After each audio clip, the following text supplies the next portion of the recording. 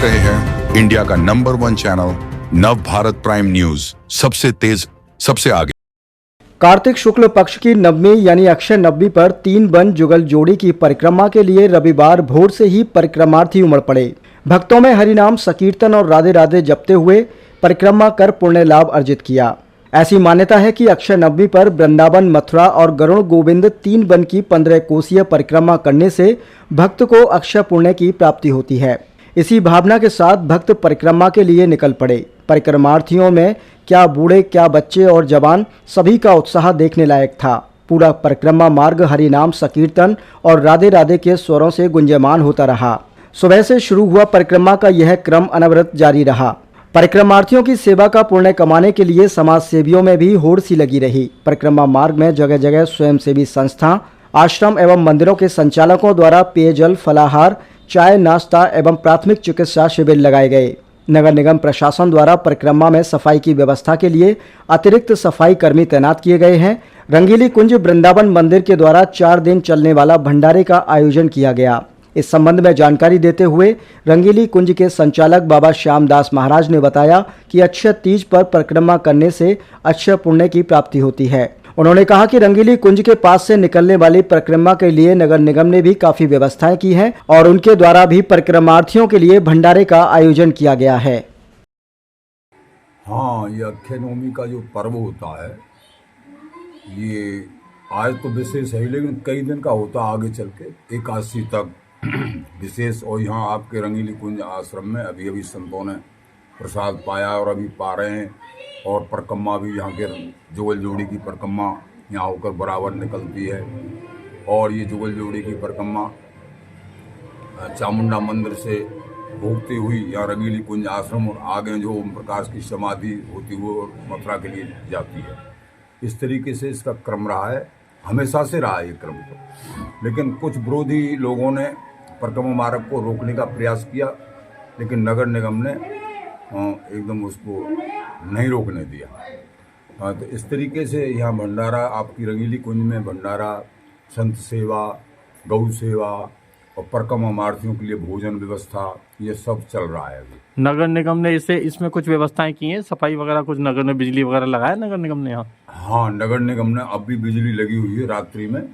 और बिजली वहाँ से वहाँ तक पूरे में बिजली लगी हुई है और नगर निगम के द्वारा व्यवस्था है। और अभी अभी बिल्डोजर भी आया था और वो साफ सफाई करके वो एकदम उसको क्लियर भी करने के पूरे प्रयास में है। वो एकदम किसी परिक्रमार्थी को कोई कष्ट ना हो, नगर निगम की तरफ से व्यवस्था। महाराज, आपने जो भंडारा चलवा रखा, कब से कब तक चलेगा? ये वैसे तो पहले से शुरू हुआ है कई दिन, लेकिन आज और विशेष, और ये आगे एकादशी तक चलेगा। एकादशी तक भंडारा चलेगा? एकादशी तक चलेगा। परिक्रमार्थियों की सेवा के लिए? हाँ, परिक्रमार्थियों की सेवा बराबर होगी। और संत जो आएंगे, संतों की सेवा, जो आम संत यहाँ आसे पासे जो भी वृंदावन धाम में रहते हैं उनकी, और परिक्रमा मार्थियों की सेवा, ये बिहार जी कृपा से यहाँ चलता रहता है। अब महाराज जी, अक्षय नवमी का दिन है, क्या महत्व और क्यों लगाई जाती है परिक्रमा? राधे राधे। तो श्याम सुंदर श्री अमले महारानी की जय। आज अक्षय नवमी का पावन पर्व जो संपूर्ण हमारे देश में बड़े हर्षोल्लास से मनाया जाता है। ये पर्व कार्तिक मास का जो शुक्ल पक्ष है, कार्तिक मास के शुक्ल पक्ष की जो नवमी तिथि है, इसको अक्षय नवमी के रूप में मनाया जाता है।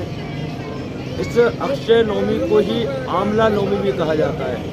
आज के दिन ही भगवान विष्णु का पूजन और आंवले के वृक्ष का पूजन और ठाकुर जी पे आंवला अर्पण किया जाता है, तो इसी कारण इसको आंवला नवमी भी कहा जाता है। तो जैसा कि नाम से स्पष्ट है, नाम है अक्षय। अक्षय का अर्थ है जो कभी क्षय ना होता हो। तो आज के दिन भगवान का हम पूजन करें, अर्चन करें और दान, ऐसा जो आज के दिन हम दान करते हैं तो वो दान कभी भी क्षय नहीं होता। जो भजन हम करते हैं वो कभी भी क्षय नहीं होता। तो इसलिए आज के दिन ज़्यादा से ज़्यादा गौ के लिए, ब्राह्मणों के लिए, जो निराश्रित हैं, जो भूखे हैं, जिनके पास नहीं है व्यवस्था, ऐसे लोगों को, पशु को, पक्षी को, तो ज़्यादा से ज़्यादा आज के दिन पर दान पुण्य करना चाहिए। आज के दिन में श्री यमुना महारानी जी, गंगा मैया, सरयू जी, नर्मदा जी के स्नान का बड़ा विशेष महत्व होता है। तो बस यही आप सभी से निवेदन है कि आज के दिन में ज़्यादा से ज़्यादा पुण्य कर्म करें, जिससे कि आपका यह लोक भी सुखी हो और परलोक भी सुखी हो। जय जय श्री राम। यहाँ पर जो अक्षय नवमी की परिक्रमा है 10 नवंबर को होगी और ये मथुरा शहर की सबसे बड़ी परिक्रमा और वर्ष में एक बार होती है, जिसमें काफ़ी बड़ी संख्या में श्रद्धालु न केवल जनपद के विभिन्न कोने से आते हैं, लेकिन आसपास के जनपदों से और आसपास के प्रदेशों से भी लोग परिक्रमा देने आते हैं। उसको दृष्टिगत रखते हुए पूरे परिक्रमा मार्ग पर समुचित साफ सफाई की व्यवस्था, जहाँ पर संभव वहाँ लाइट की व्यवस्था, और उसके अलावा जहाँ रोड रिपेयर आदि की कार्य करना ऑलरेडी उस पर नगर निगम के द्वारा कार्रवाई की जा रही है।